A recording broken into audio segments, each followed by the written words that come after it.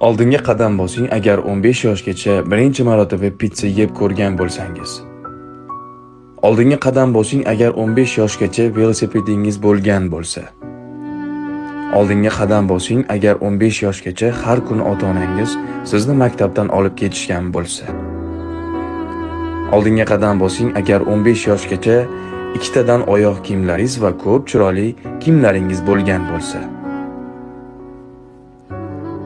Oldinga qadam bosing agar 15 yoshgacha bolalar o'yingohiga borgan bo'lsangiz.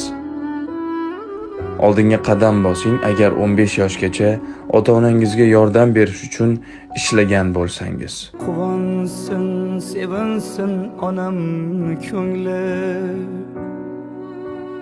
Bu kunlar onamga qimmatga tushdi. Ey antoqli cho'llari